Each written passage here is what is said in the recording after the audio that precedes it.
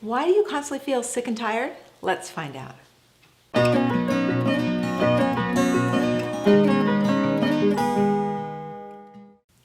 Being sick and tired of being sick and tired is the number one complaint my patients have when they first consult with me.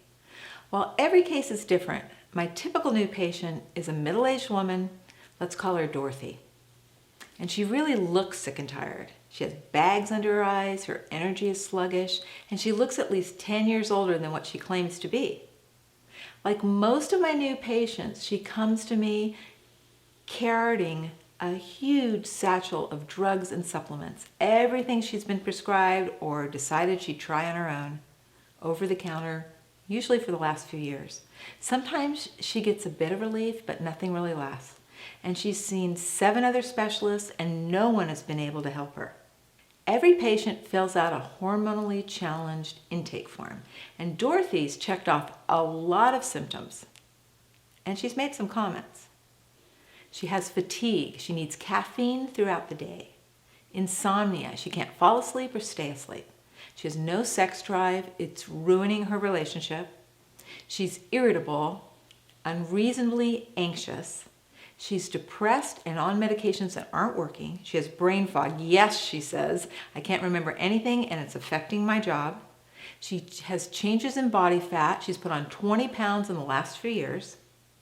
She has exercise intolerance. She used to be an athlete, but now she's just too tired to exercise. She has temperature intolerance. My feet and hands are cold, but I overheat easily and I sweat at night. She has stress intolerance. She can't handle anything anymore, she says. On the last line, where I ask her what is her main concern, she writes, if I don't get better, I'm going to lose my job, my husband, my life. Please help me. Does this sound familiar? Dorothy comes to me diagnosed with fibromyalgia and chronic fatigue. She's on synthetic thyroid hormones, antidepressants, and allergy medications. Her cholesterol is elevated, her blood pressure is low, and her heart rate is high. Her skin is dry, her hair is thin and brittle, her eyesight's diminished. She complains of frequent bladder and vaginal infections. Her bowels are irregular, and her body reacts to many foods she used to love. She's tried lots of diets but keeps gaining weight, and she's taking so many supplements that it's a wonder she has an appetite at all for real food. Dorothy is my typical patient, and Dorothy could be Dawn. Dorothy could be anyone, any age. Dorothy could be you. So allow me to share with you what I share with my patients. First, there are 2 philosophies of healthcare in the world. If you've ever had acupuncture, homeopathy, or body work, then you've experienced energy-based medicine. And if you've ever had surgery or taken an antibiotic or had a cavity filled, then you've experienced matter-based medicine. Of course, energy and matter exist together. Eastern medicine is energy-based, and Western medicine is matter-based. In the West, we assume that we cannot touch it, we can't see it, we can't smell it, it doesn't exist. But Einstein proved to us that matter and energy coexist, and matter cannot exist without energy. So if you've ever taken a yoga class, you may have been introduced to the chakras. Chakra is a Sanskrit word meaning little wheels of energy. In Eastern medicine, chakra are your power points. And there are 7 chakras, but there are also 7 endocrine glands in your body. Endocrine glands produce hormones. Endocrine glands line up directly with your chakras. Hormones are the interface between the energy of the environment and the matter of your body. The glands that produce the hormones are the power points. East meets west in your endocrine system. Hormones affect everything, your nervous system, your immune system, even digestion and detoxification. These tiny messengers communicate to your DNA within your cells what's happening in the rest of your body, as well as what's happening outside in your environment. 7 chakras, 7 endocrine glands. Let's go through them. The first root chakra corresponds to your gonads, which would be your ovaries if you're a woman, or testes if you're a male. The second navel chakra corresponds to your pancreas. The third solar plexus chakra corresponds to your adrenal glands.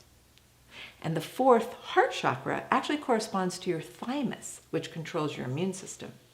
Your fifth throat chakra corresponds to your thyroid gland, and your sixth third eye chakra corresponds to your pituitary gland. And your seventh crown chakra corresponds to your pineal gland, which produces melatonin. From the gonads in the root chakra to the pineal gland in the crown chakra, each gland produces unique hormones that carry energy messages. Endocrine glands produce hormones, and hormones are messengers. Hormones communicate the energy outside and within your body to the matter of your body, to your cells. Everything is about communication. If you are running a business and you cannot communicate with your staff, with your employees, things are going to go wrong. Same thing in your body. Miscommunication is the basis of disease. Disease, not disease. Out of balance, out of harmony. Not a permanent state. Dis-ease. Now, when I say hormones, I am not just talking about the hormones like estrogen and progesterone and testosterone. I'm not just talking about your thyroid hormones or your adrenal hormones. I'm not just talking about insulin or growth hormone or melatonin. I am also talking about hormonal messengers that run your nervous system. They're called neurotransmitters. Neurotransmitters like serotonin and dopamine are just smaller hormones. And I'm also talking about hormonal messengers that run your immune system, and they're called cytokines. You may have heard of interferon or interleukin. These are cytokines, the tiniest of the hormones. All of these hormones are under the master direction of your hypothalamus. Think of your hormones as software for the hardware of your body. Your hypothalamus is the operating system. And almost always, hypothalamic dysfunction is at the root of your hormone issues. An inflamed, imbalanced hypothalamus will make you feel very sick and very tired.